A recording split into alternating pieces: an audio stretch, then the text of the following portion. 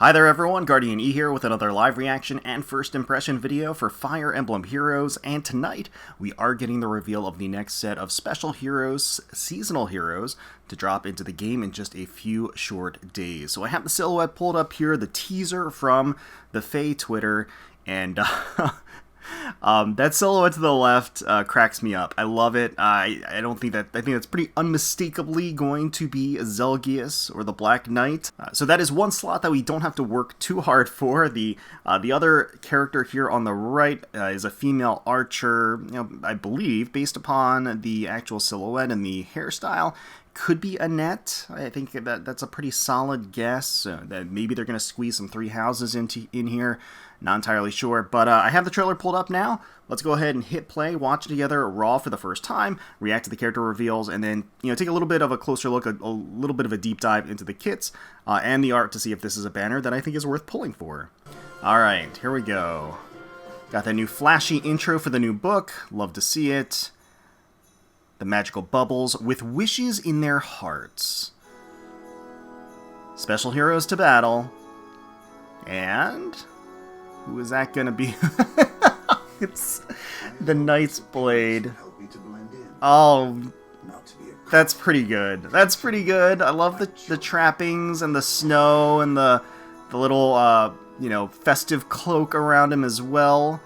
Still has his Black Luna, of course. Solemn Axe. Oh, so he's gonna be an axe unit. That's interesting. The night is still. That's pretty good. That's pretty good. I like it. All right. Oh wow, Dorothea, Yuletide Dancer. That's some great art. Thematically, it's just so festive too, and she just looks fantastic. All right, gonna be a Red Tome Cavalry unit. Gonna have a trace skill. That's always very, very nice. All right, she looks good in that dress. And that is, in fact, going to be the Festive Helper. Yeah. I think that was a pretty solid foundation and a guess. Alright, Armored Archer. We're getting our Creepity Creep. So she's going to be presumably the demote then. Or the 4-star special unit, I should say. So on the easier side to get. I bring joy. That's cute. And how are we going to wrap things up? Oh, wow! Unyielding Snow. This is going to be Selena. These outfits. You look great, Selena. Yeah, and Cordelia. You know you look better. Keep it together. That's a fun pair. Okay, alright. I don't mind it. I don't mind it. So they are going to be a Flying Lancer. And this is the first Cordelia duo, right? I'm pretty sure. So harmonized skill, of course, for our harmonized duo. Look at the snow. It's gorgeous. I like how our twin tails are kind of undulating in the little sprite there. All right. Okay. Gale Force built in. Yeah. All right. So, Paralog Story Holiday Handoff. That's interesting. Let's see. Anything of note here? All right. We're gonna get a Zachariah, a Bruno, a Christmas Bruno there. That's gonna be a green tome user. All right. Okay, that's an interesting pick out of the potential options. Not really fitting in necessarily with the rest of the banner as far as the particular titles, but hey, all right. Interesting. Once again, Holiday Handoff is going to be starting on the 15th of December and extending for essentially 30 days, an entire month. Annette is, in fact, going to be the 4-star focus unit of the banner. No big surprises there. Anything else of note here? No, I think it's just that the FEH Pass will... Oh, wait, actually, no. No. Never mind. I forgot about this. Yeah, for Christmas, they actually allow you to spark... irrespective of whether or not you have a FEH Pass. So everybody is going to be able to spark on this banner, and they're going to be able to spark up to 3 times, apparently. So, yeah, that's actually in line with what they've done in the last year. I forgot. So, All right, so that does mean that everybody can spark on this banner up to 3 times, so that's pretty nice. As far as the theming and the character selection, I think it's a solid set of picks. I mean, there's a lot of fan favorites in here. Dorothea getting another ult. She's got quite a few of them at this point. But she is certainly popular and certainly beautiful, and so it makes a lot of sense. We've got an Annie over there. We've got Cordelia, who doesn't have a ton of ults, actually, and Selena as well. They've each got a handful, but as a duo together, I think they look great. And then you've got Zelgius as well, the Black Knight, looking like some meme material. So let's take a closer look at the units here, see what they got in store for us. Alright, so here is the Black Knight, going to be an armored axe unit, has his sack of goodies in one arm, he's got it brandishing that axe in the other, has the Christmas trim on the cloak, as well as the snow on top of them as well, a couple of ornaments. I kind of wish they'd gone in a little bit harder with the design. I feel like they've got some icicles coming off of him too, which I think is a nice effect. I kind of wanted him to be like completely lit up like a Christmas tree. Like I wanted there to be like a ton of Christmas lights on him and like ornaments hanging off of him and like, quite frankly, like even a star on the top of his head. Like I thought that would have been like if they're gonna go in, I think they should have gone in a little bit harder for the Black Knight. I like the pick and I like the design. I think it could have been like amplified. You know, the eccentricity could have been amplified several times over, but still, still nice art. And again, I like that theming. So Black Knight is going to have Solemn Axe. That's going to be his own unique weapon. Has a killer slaying effect, 16 might. At start of turn, if the HP of the unit is greater than or equal to 25%, plus 5 to all stats. During combat, also, if units attack can trigger their special, the following effects will occur based on foe's HP at start of combat. Okay. So if greater than or equal to 20%, reduces damage from foe's first attack by 40%, and if greater than or equal to 40%, reduces foe's attack and speed by 25% of foe's attack at start of combat. Interesting.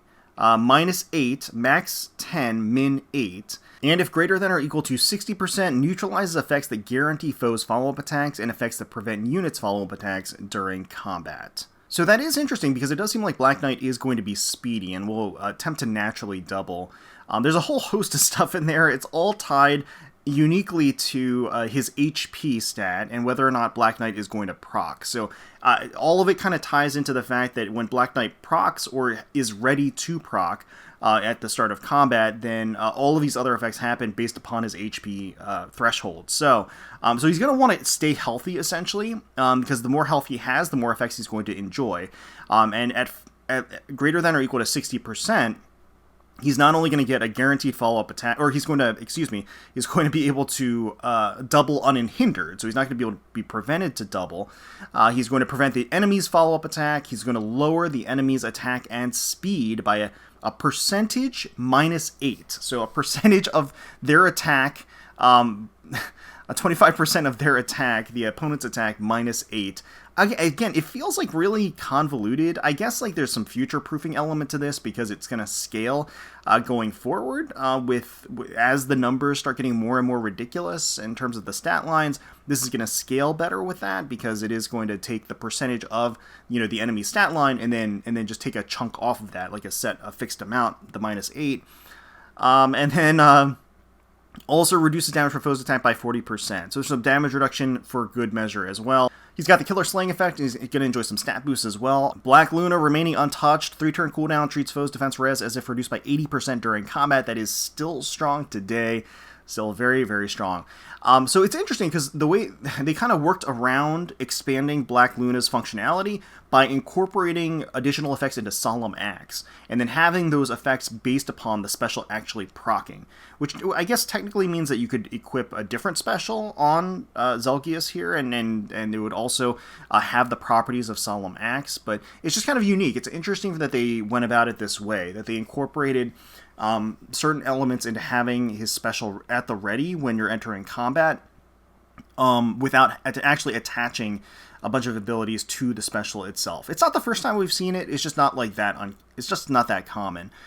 Distant Dart for the A slot can counterattack regardless of foe's range, and if foe initiates combat, grants speed +5 to unit during combat. So once again, reinforcing, he's going to be a speedy knight. He's going to be pretty quick. Special Fighter 4 for the B slot. At start of combat, if unit's HP is greater than or equal to 40%, grants special cooldown charge +1 to unit, and inflicts special cooldown charge -1 on foe per attack.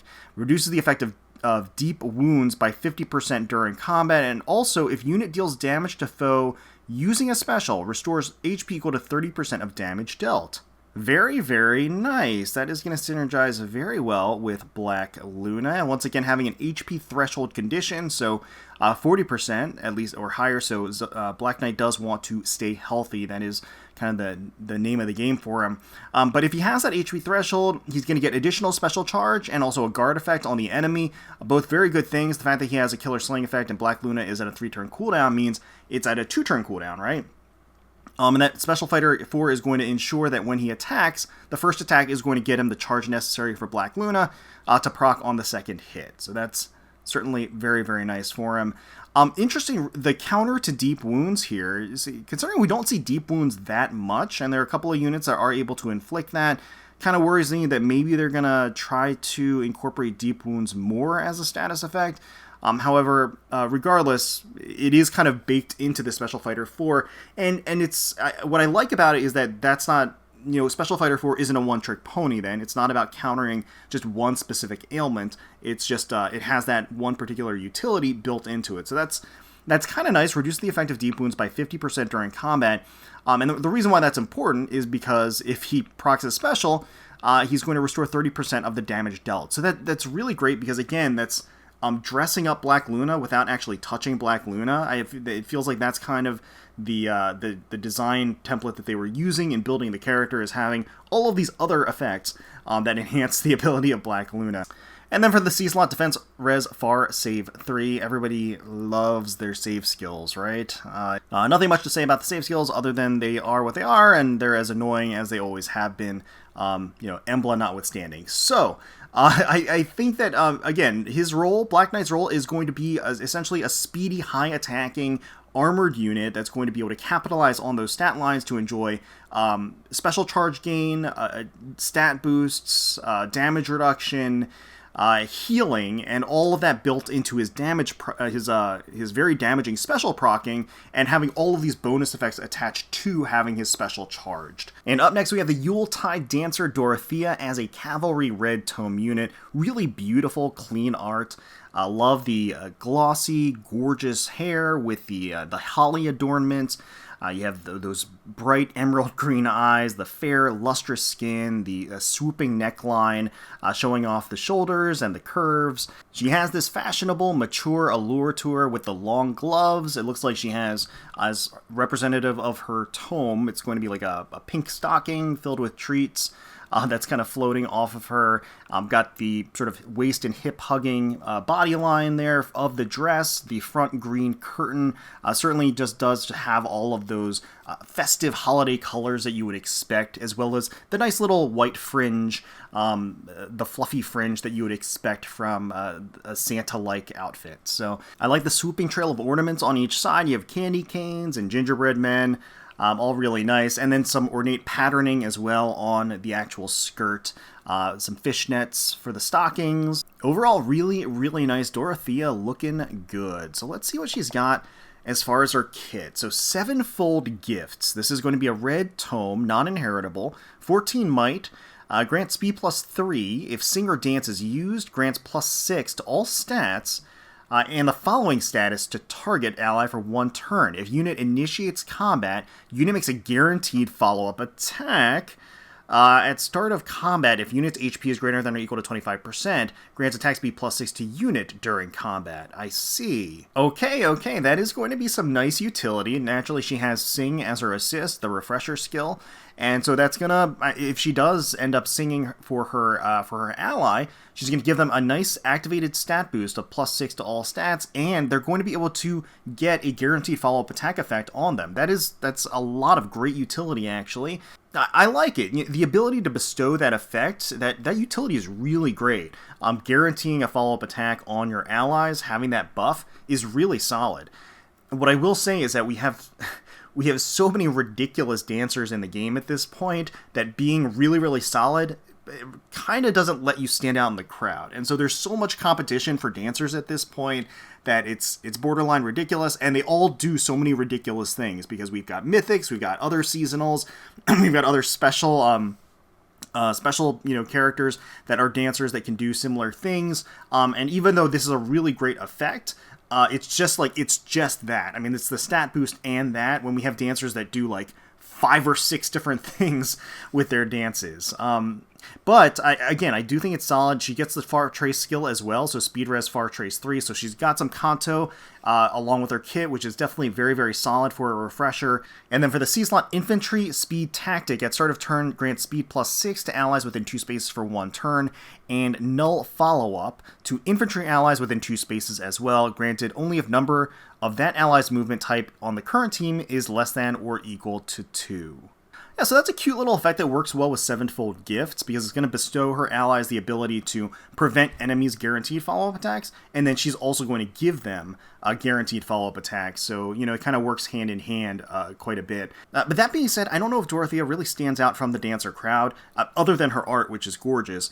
As far as her kit is concerned, there's just so much competition and so much stiff competition. That being said, even a base dancer is always going to be useful, and then she does have some great things in addition to being a base dancer, and a cavalry dancer at that. So that alone, being a cavalry dancer, having additional effects, means that she's not going to be bad, ever.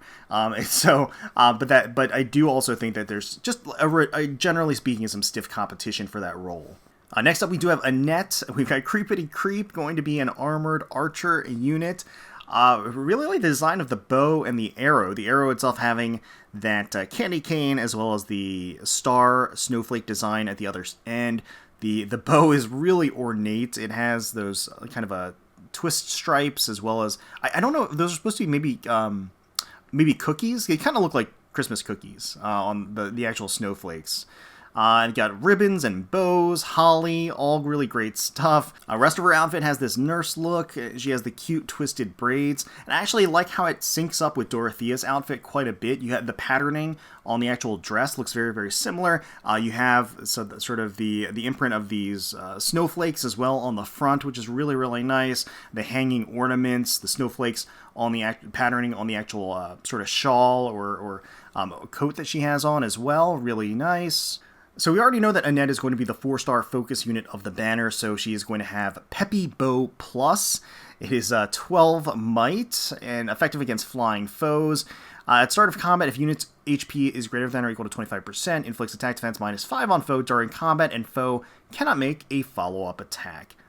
That's okay. It's all right as far as inheritable bows go. Nothing outrageous, nothing amazing, but definitely not the highest value, I feel. Although I'm sure the animation is going to look great for the novelty effect. Moonbow for the special, attack res ideal 3 for the A slot, which can be a nice stepping stone skill to get ideal 4 on somebody, and Crafty Fighter 3 for the B slot. So once again, not the most remarkable kit as far as a 4-star special is concerned. It's okay as far as what she can offer in terms of stepping stone skills. The bow's actually pretty decent. It's just nothing like really that remarkable to write home about as far as the kit overall is concerned. And then finally, we have the harmonic duo of Cordelia and Selena here. I like the design of the weapons. The lance there essentially has an entire mini Christmas tree on the end of it and a wreath as well. A little winged motif. You got a counterbalance on the other side. Selena is rocking, it looks like a little basket of ornaments that she's holding there. I gotta say, I really like how the artist essentially took their base designs and kind of like flipped a Christmas switch on them. Like they didn't go too over the moon, and they didn't jump the shark as far as the designs are concerned, which might seem a little bit boring, but I don't think that's the case here. I think they actually did a really great job of incorporating all of these nice little details, like Selena with the little reindeer, ears and horns in the hair, with the holly. You have the patterning, the same patterning of her original outfit, but it's the red with the green as well, so it looks, very Christmassy. And then the white on the arm patterns, as well as you've got the actual green and red stripes for the belt, the ornaments hanging off, cute little bows on the actual thigh-high boots. for both of them, really. And Cordelia, naturally, like her Pegasus armor, but again, a little bit fuzzier, a little fluffier, a little bit more in the holiday spirit. You've got the red and the green, the frills, as well as, you know, some of the fur trim and the coat. You've got the lining of the cape behind her that has the green and the stars. And then she herself has little holly adornments in her hair that replace what would have been like the little wings that she normally has as part of being, you know, a Pegasus Knight. So I think that, you know, all those little things put together really sells this Christmas theming for them without taking them too out of their element, because their original designs are, you know, are quite strong. So Inseverable Spear, interesting, 16 might, killer slaying effect at start of turn, okay. If unit is within 2 spaces of an ally, grants the following effects to unit and allies within 2 spaces of unit for 1 turn. Unit can move one extra space, or can move to a space, adjacent to an ally within 2 spaces and dual strike. If unit initiates combat or is within 2 spaces of an ally, grants attack speed +6 and special cooldown charge +1 to unit per attack during combat. Dual strike is if unit initiates combat and is adjacent to an ally with dual strike, excluding unit attacks twice. Huh. I see. So dual strike is effectively a brave effect, which Cordelia is known for, so that makes a lot of sense to kind of cook that into her weapon here. So dual strike is going to be a brave effect on either phase, so either player or enemy phase, as long as she's adjacent to an ally with dual strike. So it's an interesting condition, because what it means is that not only does she have to have dual strike active, her ally has to have dual strike active, and she has to be adjacent to her ally. Now that's not going to be difficult to do, because her ability, just by being within 2 spaces of an ally, is that both she and her allies get dual strike. So, you know, it's not going to require a whole lot of finessing in terms of getting the positioning proper. And then, of course, if she initiates combat or is within 2 spaces of an ally, she gets attack and speed +6 and additional cooldown charge. So that's all very, very strong things built into this weapon, in addition to the killer slaying effect. And honestly, not really that difficult of a series of conditions to meet either. So she's gonna be enjoying a lot of really powerful effects. Gale Force for the special, once again pretty signature for Cordelia. Attack speed Clash 4 if unit or foe initiates combat after moving to a different space, grants bonus to attack speed during combat equal to X +6. X is the number of spaces from starting position to end position of whoever initiated combat max 4. And if X is greater than or equal to 2, neutralizes unit's penalties to attack and speed during combat. Now, presumably that includes warping from the actual, being able to move to a space adjacent to an ally. Based upon the wording that's there, I haven't tested it personally, and I haven't read anything about it specifically, so I'm just basing that on the actual wording where it says number of spaces from start position to end, rather than it specifically saying like the number of spaces the unit has moved. So because of that, I would think that any warping capability would be also built into that calculation. So that does naturally work well with the Inseverable Spear, just because she is going to effectively teleport adjacent to an ally and double, and that warping that she does is going to be built into the effects here. Flow Guard 3 for the B slot. If the unit initiates combat, neutralize effects that prevent units' follow-up attacks, and inflict special cooldown charge -1 on foe per attack during combat. It's definitely a solid B slot skill and will work well with her kit. I do think that the B slot is a bit competitive for what Cordelia is setting out to do, especially if she's going to be setting out to quad and Gale Force and refresh. So if that's the case, Dive Bomb would also be a pretty solid B slot skill for her. And then Defense Res Hold for the C slot inflicts Defense Res -4 on foes within 3 spaces during combat. Alright, so they are going to have some tricky and annoying stuff, specifically the enabling of the teleportation and warping for her allies, and the dual strike for her allies, all built into this weapon is really, really potent, because it not only enhances their ability to do damage, quad, effectively, proc their special of Gale Force, and then teleport again and attack into somebody else, but it also gives that ability to all of her allies within 2 spaces, and that's really strong. I mean, that provides so many more tactical capabilities to the team, and also a lot of very scary shenanigans on defense as well. So there's a lot of potency here. I am really eager to see what their duo skill is. So their harmonized skill is grants attack speed +6, resonance blades, and treachery to unit and allies from the same titles as unit for 1 turn. All right, well, that is a very straightforward ability, very one-note in terms of it just being very unga-bunga, big damage numbers is what we're looking for here. Not a ton of utility. It's an activated buff, attack and speed, Resonance Blades, an additional stacking buff to attack and speed, and then Treachery, which is effectively a Blade Tome effect, which is also going to increase the amount of damage that the unit does based upon the overall boosts that are on the ally, including the attack and speed. So the fact that she gets the attack and speed buff, activated buff from Harmonized skill, and then the Treachery amplifies it, adds that plus 12 to her actual in-combat attack. Not a ton of utility built into it, but certainly very, very scary as far as the numbers go in terms of the damage that she's going to be able to enjoy. Yep, and so there is... Oh, Selena, it's apples. It's not ornaments. She has a basket of apples, which makes a lot more sense, actually. And then she's going to be attacking into the Axe Knight here. And what is color advantage or disadvantage, right?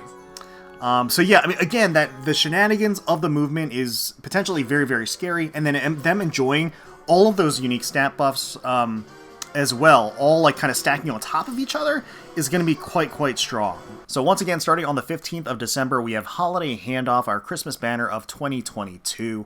I think from a kit perspective, the most interesting unit of the banner is definitely the Duo. I think the Duo does bring some unique capabilities, some shenanigans built in, a lot of just raw damage, a new buff that is not like too dissimilar from what we've seen in the past, but having it as a buff. And having that buff that does activate a Brave effect, and then all of this stacking damage is a really, really strong combination of things. Black Knight is also going to be quite strong, and going to fill that archetype very, very well. It's not like terribly unique. It's all centered around proccing that Black Luna, which to this day is very, very strong. It really deletes units in a big way. Dorothea is always going to be useful just being a cavalry ranged dancer and also being able to bestow that guaranteed follow-up attack on her allies as a buff. That's very, very solid. Again, I think she just faces some stiff competition, but that notwithstanding, she's always going to be useful to have. And then Annette there, she has some good feeder skills to lead into some better skills. Otherwise, not like that remarkable, but as a 4-star focus unit, of course, she is going to be easier to merge in general if you do want to make her a plus 10 project, so that's always something to keep in mind. From an art perspective, I think that Dorothea and the Duo are the winners here for me personally. I think they both look really wonderful. Zelgius and Black Knight, I love the idea, like I really do. I wanted them to go over the top with like the trappings and the trimmings on the armor. Like I feel like they could have gone so much harder on the art. Still looks good, but again, I think it's a missed opportunity. I think they really could have gone the extra mile in making him look ridiculous, which I think would have been a positive thing. And Annette looks good too. I think the art overall is solid on the banner, but I do think that Dorothea and the Duo certainly take the cake here. For me personally, I'm a bit undecided. I'm tempted to go in for Dorothea and the Duo here. They're definitely the most tempting units for me. I would love to get a copy of Dorothea. I think her art is exquisite, but we'll just have to see. I'm still trying to save up here, and bear in mind that we are also getting another seasonal banner this month, or sort of the tail end of the month for New Year's as well as a new hero banner, as well as a legendary hero banner. So there's a lot of stuff incoming for this particular season.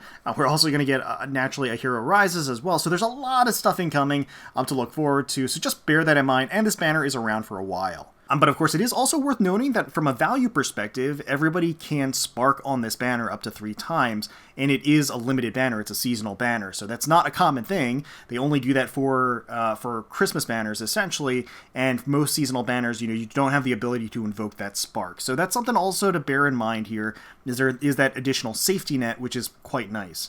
But let me know in the comments below if you're excited for this banner, and if you are going to be pulling, which character you're going to be going for, who's your favorite of the batch. Hopefully you all enjoyed the video. If you did, please feel free to leave us a like, comment, and subscribe to the channel for more Fire Emblem Heroes content. We thank you all so much for watching, for taking time out of your day to spend with us. We really do appreciate it. And until next time, let's protect those skies.